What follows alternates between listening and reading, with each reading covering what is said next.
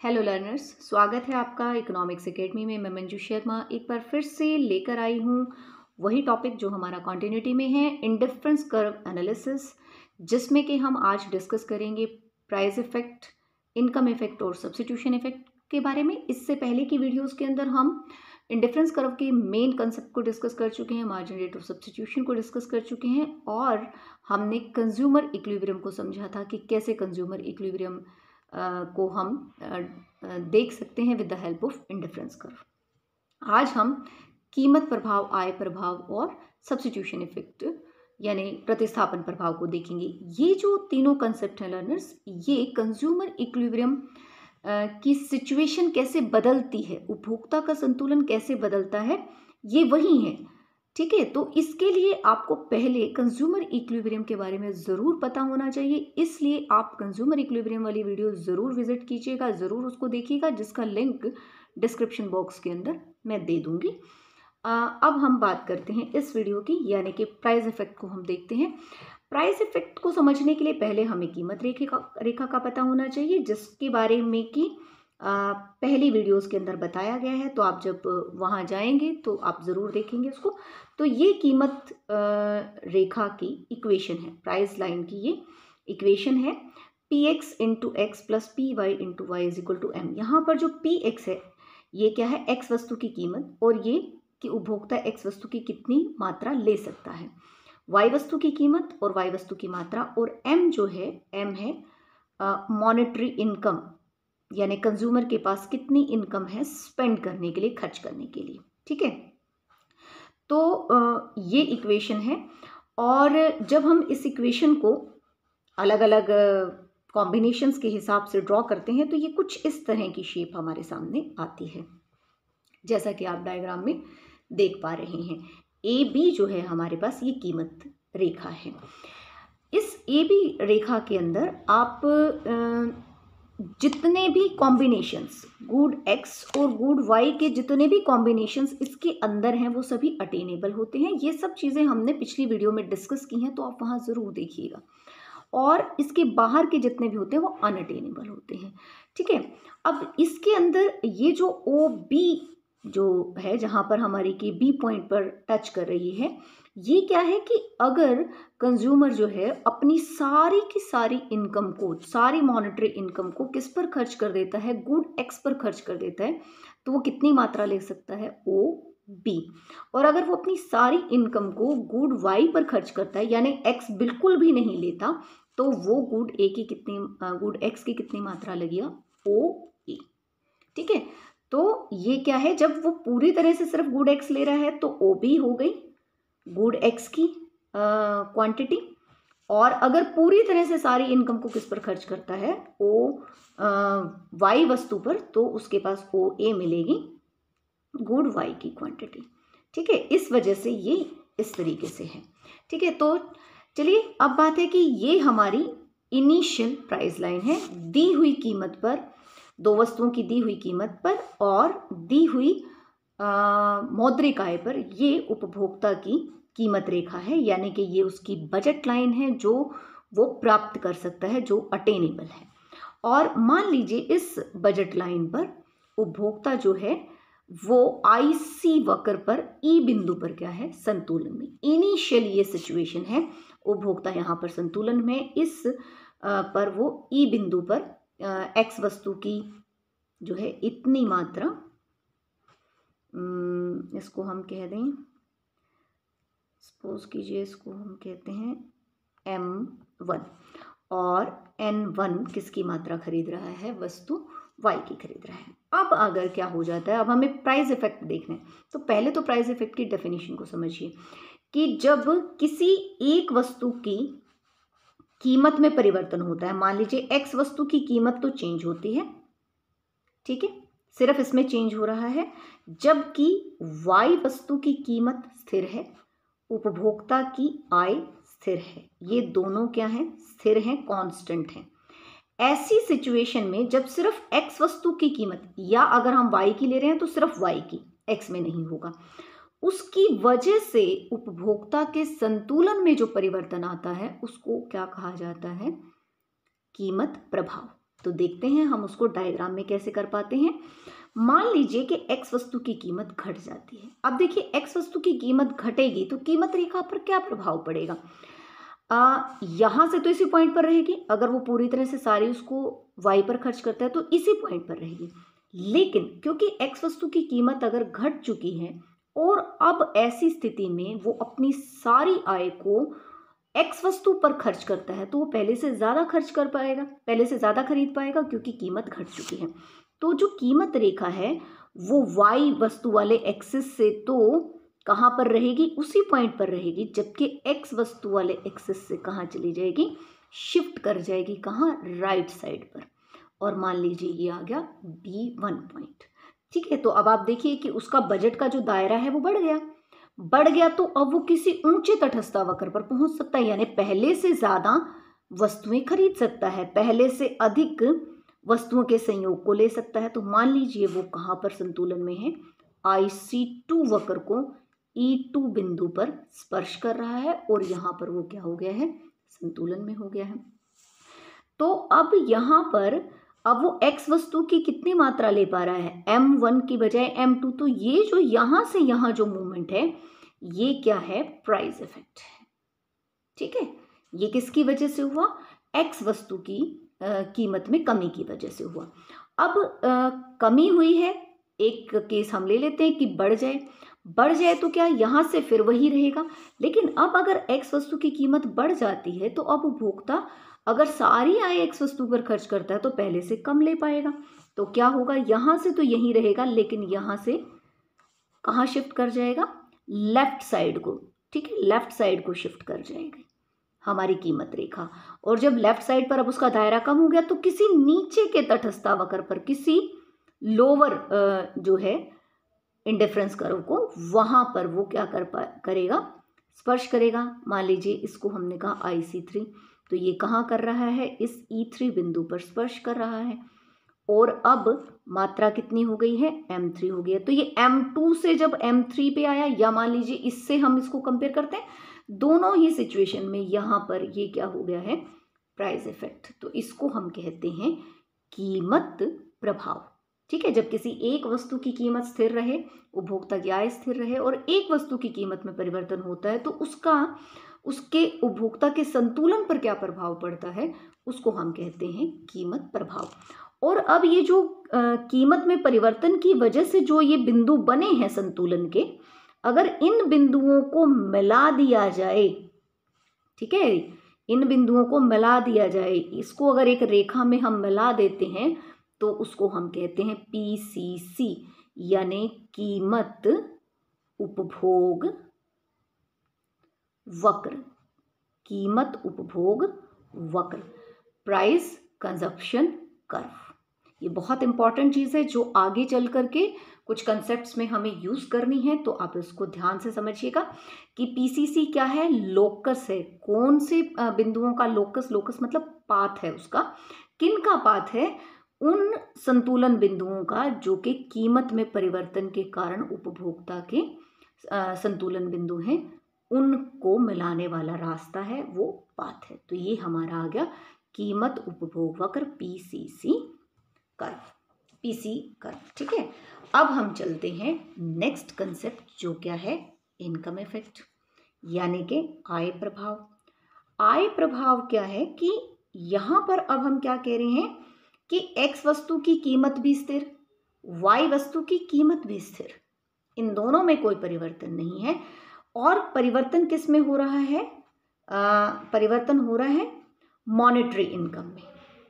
जो money income है उसके अंदर अगर परिवर्तन होता है, या कई बार क्या है, रियल इनकम में भी चेंज हो सकता है, जहाँ पर क्या है, मॉनेटरी इनकम तो वही रहती है लेकिन किसी वस्तु की कीमत घटने पर जब वो सस्ती हो जाती है तो उपभोक्ता के पास ऑप्शन होता है कि अब उसकी जो वास्तविक आय है वो बढ़ गई, वो ज़्यादा चीज़ें खरीद सकता है। तो उसके इफेक्ट को भी जब हम शो करते हैं, यानी उसकी वजह से भी उपभोक्ता संतुलन में जो परिवर्तन आता है उसको हम क्या कहते हैं, आय प्रभाव। ठीक है, जबकि उपभोक्ता की आय में परिवर्तन के कारण उपभोक्ता के संतुलन में परिवर्तन आता है तो उसको हम क्या कहते हैं, आय प्रभाव। अब इसको भी हम एक डायग्राम से समझ लेते हैं।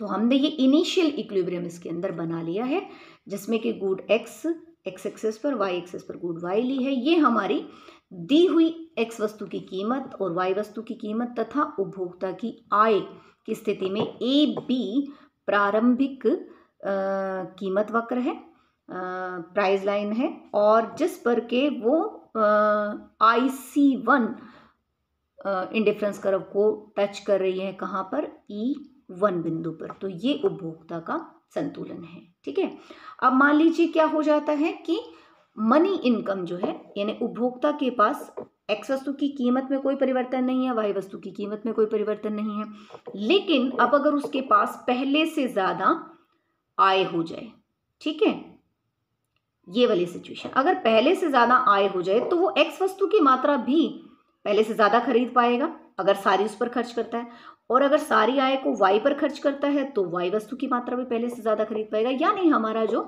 कीमत रेखा है वो पैरेलल, बिल्कुल पैरेलल क्या करेगी, शिफ्ट कर जाएगी, कहां पर, राइट साइड में। क्यों? क्योंकि हमने क्या कहा है, मौद्रिक आय अगर बढ़ जाए, ठीक है, अगर मौद्रिक आय बढ़ जाए तो जो कीमत रेखा है वो पैरेलल, समानांतर कहाँ शिफ्ट कर जाएगी, राइट साइड को शिफ्ट कर जाएगी। और जब राइट साइड को शिफ्ट करेगी तो अब बजट उसका बढ़ गया, यानी वो पहले से ज्यादा खरीद सकता है, तो वो किसी ऊंचे तटस्था वक्र पर क्या हो जाएगा, उसको स्पर्श करेगा और वहां पर क्या आ जाएगा, संतुलन में आ जाएगा। तो E2 बिंदु आ गया संतुलन का। तो ये जो यहां से यहां मूवमेंट है उपभोक्ता की, उसमें जो भी हम अगर एक्स वस्तु के उसमें दिखा रहे हैं तो एक्स वस्तु में परिवर्तन, और वाई में दिखा रहे हैं तो वाई में, दोनों में ही देख सकते हैं। फिलहाल हम इसमें दिखा रहे हैं, तो ये पहले अगर इतनी मात्रा ले रहा था M1 और अब M2 ले रहा है, तो ये जो यहां से यहां मूवमेंट है ये क्या है, इनकम इफेक्ट, आय प्रभाव।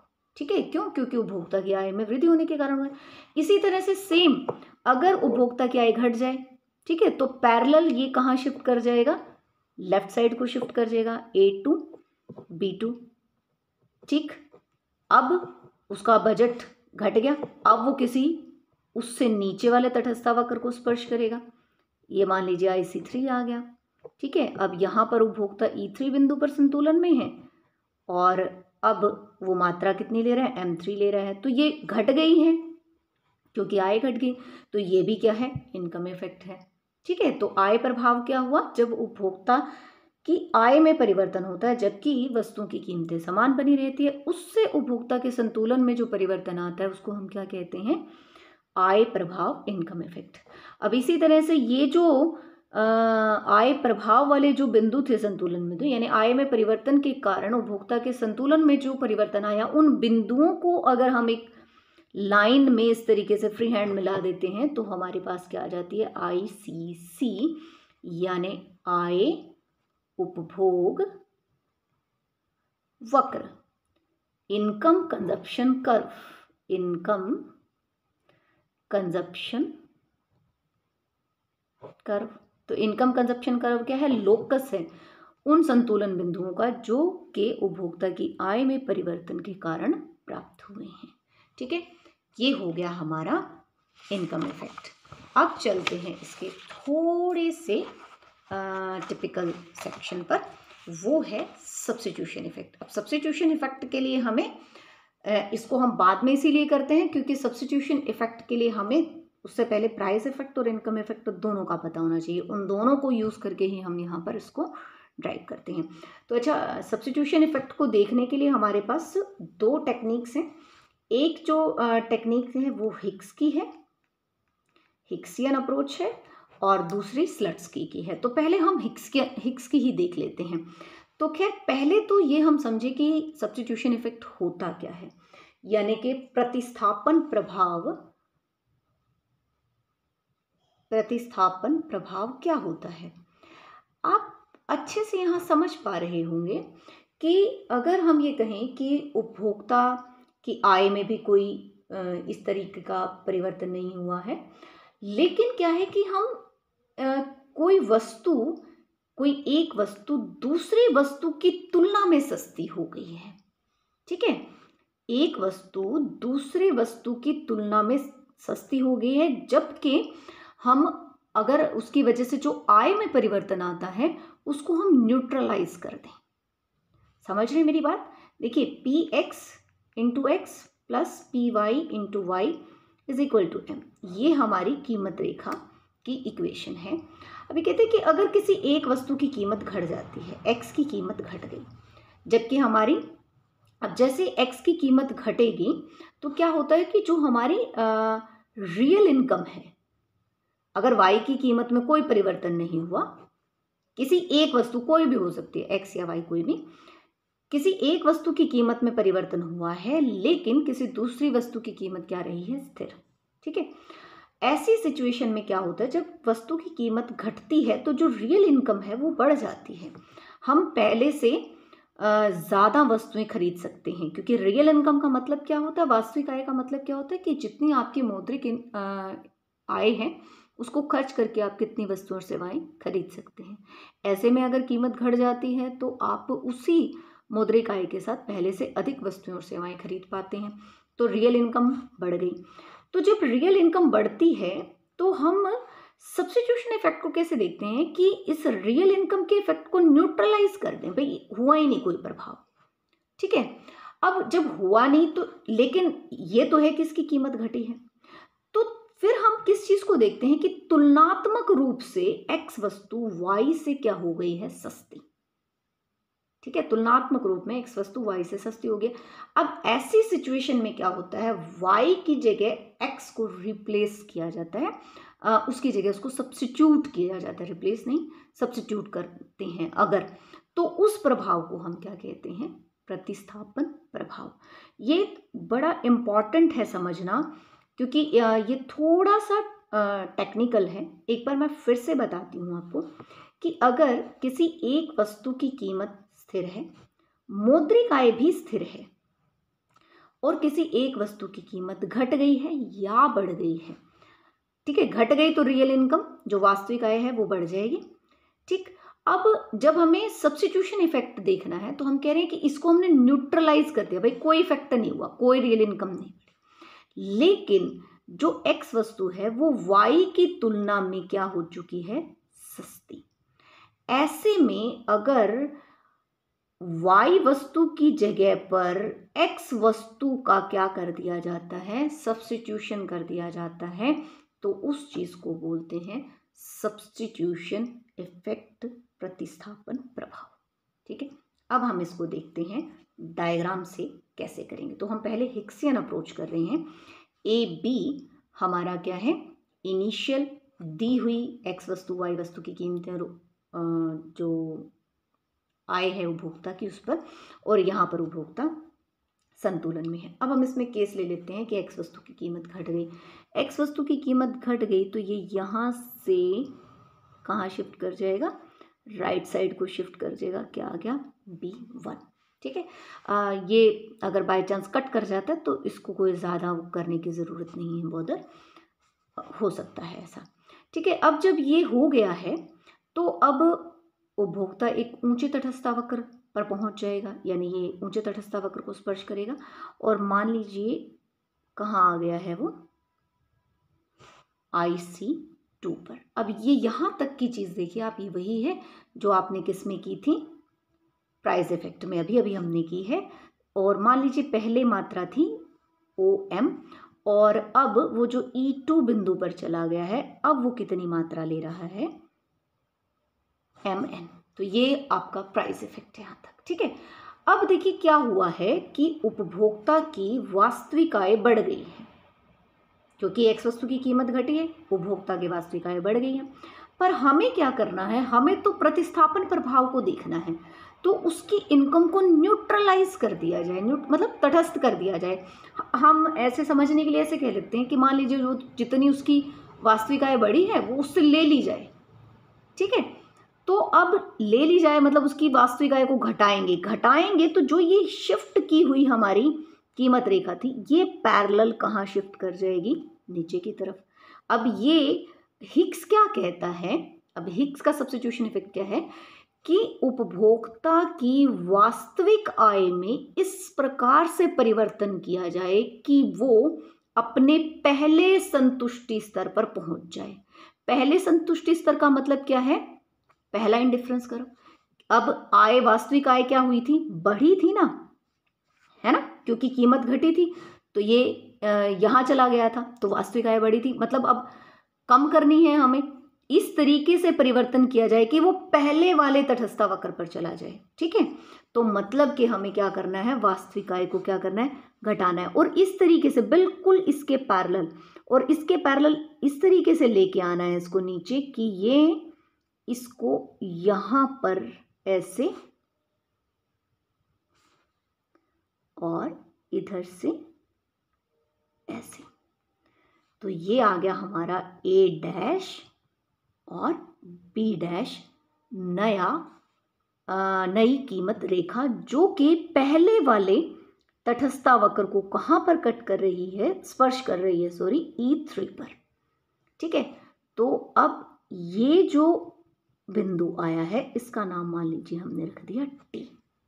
ठीक है, अब आप देखिए, वापस से देखिए कि पहले ये थी AB कीमत रेखा, यहां पर संतुलन में था E1 पर, फिर जो कीमत थी एक्स वस्तु की वो घट गई, यहाँ चला गया तो उपभोक्ता यहाँ आ गया। ये हमारा क्या था? M से N में प्राइस इफेक्ट था। ठीक है, अब क्या हुआ कि भाई हमें तो सब्स्टिट्यूशन इफेक्ट देखना है, तो क्या किया? हिग्स क्या कहता है कि उपभोक्ता की आय में इस प्रकार से परिवर्तन किया जाए। यहीं पर डिफरेंस है स्लट्सकी के कंसेप्ट में, सब्स्टिट्यूशन इफेक्ट के और हिग्स के में, बस यहीं पर डिफरेंस है कि उपभोक्ता की आय में इस प्रकार से परिवर्तन किया जाए कि वो अपने पहले तटस्थ वक्र पर, ठीक है, या पहले संतुष्टि स्तर पर पहुंच जाए, यानी IC1 पर आ जाए। तो हम इसको इस तरीके से ऐसे पैरेलल करते लाए और ये जहां आकर के इसको इसने स्पर्श किया वहीं पर हम रुक गए। ठीक, तो हमें मिल गया ये बिंदु। तो अब देखिए, यहां से यहां जो आए हैं, यानी N से जो हम T पर आए हैं, ये इनकम इफेक्ट की वजह से आए हैं, हमने न्यूट्रलाइज किया है उसकी इनकम को, है ना। और अब ये जो पहली पोजीशन और फाइनल पोजीशन थी, ये क्या है? Substitution effect.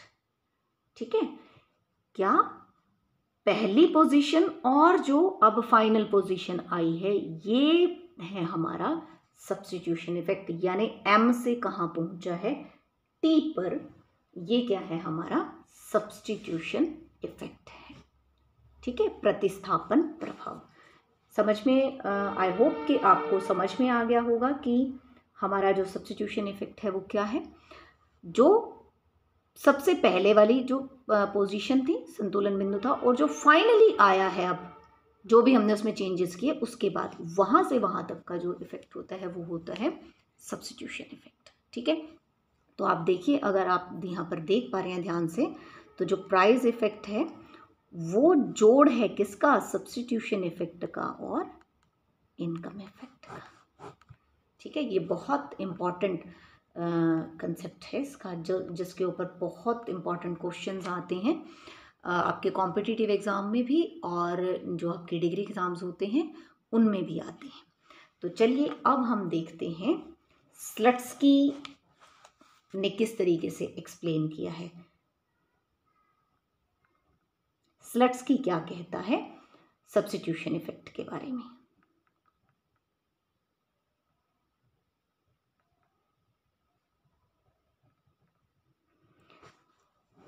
तो आधा काम तो इसमें भी वही है, बिल्कुल सेम, कि ये है, लेकिन इसको, इस डायग्राम को बनाना आसान है। हिग्स वाले को बनाना थोड़ा सा कॉम्प्लिकेटेड है, इसको बनाना बड़ा आसान है। ये गुड X है और ये गुड Y है, और यहाँ पर मान लीजिए इनिशियली यहाँ पर उपभोक्ता संतुलन में है इस E1 बिंदु पर। वही सेम चीज़ ले रहे हैं कि मान लीजिए X वस्तु की आय जो है, इसको भी हमने लिख दिया M, X वस्तु की जो कीमत है वो घट गई, तो ये हमारा B1 पर चला गया और किसी ऊंचे तटस्थ वक्र को उसने स्पर्श किया IC2 पर, ये E2 बिंदु आ गया और ये आ गया N। ये प्राइस इफेक्ट आ गया हमारा यहाँ से यहाँ तक। अब स्लट्सकी क्या कहते हैं कि ये आ गया, वो कहते हैं कि इस तरीके से परिवर्तन किया जाए। यहाँ इतनी बात इसमें भी सेम है कि अब उपभोक्ता की आय में इस तरीके से परिवर्तन किया जाए कि अगर वो चाहे तो पहले वाले संयोग को ले सके। देखिए उसमें क्या कहा, हिक्स ने क्या कहा था कि वो पहले वाले संतुष्टि स्तर पर पहुंच जाए, यानी पहले वाले इंडिफरेंस कर्व पर कहीं पर भी पहुंच जाए। इसलिए हमने इसको पैरेलल लेके आए थे और हमने यहाँ इसको टेंजेंट करा दिया। लेकिन ये कहता है कि पहले वाले संतुष्टि स्तर पर, पहले वाले संतुष्टि स्तर मतलब इस पर पहुंच जाए। ठीक है, तो इस पर पहुंच जाए तो हमारी जो कीमत रेखा है, अगर वो चाहे तो, ये नहीं कह रहा कि वहीं पर जाए, अगर वो चाहे तो उसको ले सके। तो अब जो कीमत रेखा है वो हम उसको इस तरीके से नीचे शिफ्ट करेंगे कि वो इस E1 बिंदु को कट करते हुए जाए। तो ये आ गई हमारी ए डैश बी डैश। ठीक है, अब इसमें क्या होगा कि किसी और तटस्था वक्र को भी स्पर्श कर सकता है। ठीक है, और मान लीजिए यहाँ पर किसी IC3 तटस्था वक्र पर ये आ गया, तो ये जो बिंदु है, ठीक है, E3, ये, तो ये E1 से E3 पर जो जाना हुआ है ये है सब्स्टिट्यूशन इफेक्ट। तो इस डायग्राम को बनाना कंपैरेटिवली इजी है कि हम इसको बड़े इजीली नीचे शिफ्ट कर देते हैं प्राइस लाइन को, कहाँ पर पहले वाले जो संतुलन बिंदु था उसको क्रॉस करते हुए इस तरीके से बन जाती है। और इस पर देखिए एक नया तटस्था वक्र हमारे पास आता है। ठीक है, ये फर्क है। हिक्स वाली डायग्राम में क्या था कि दो ही तटस्था वक्र हैं, क्योंकि पहले वाले ही तटस्था वक्र पर शिफ्ट करके ले आते हैं पैरेलल, जबकि यहाँ पर क्या है कि उसने कहा कि इस तरीके से परिवर्तन किया जाए कि अगर वो चाहे तो पहले वाला जो संयोग है उसको खरीद सके। ठीक है, चाहे तो, ठीक है, तो चाहे तो खरीद सकता है, लेकिन अब ये नहीं आ गई तो यहाँ पर कोई किसी और पर भी संतुलन में हो सकता है, तो किसी और तटस्था वक्र को स्पर्श किया और यहाँ पर आ गया E3 पर। तो ये जो इफेक्ट है इनिशियल पोजीशन और फाइनल पोजीशन, ये क्या है, सब्स्टिट्यूशन इफेक्ट, प्रतिस्थापन प्रभाव। तो इस वीडियो के लिए इतना ही, बहुत इम्पॉर्टेंट है ये वीडियो, ये टॉपिक। आई होप आपको पसंद आया होगा। कॉम्प्लिकेटेड भी है, अपने फ्रेंड्स के साथ शेयर कीजिए, चैनल को सब्सक्राइब कीजिए। अब के लिए इतना ही। Thank you so much, bye and take care.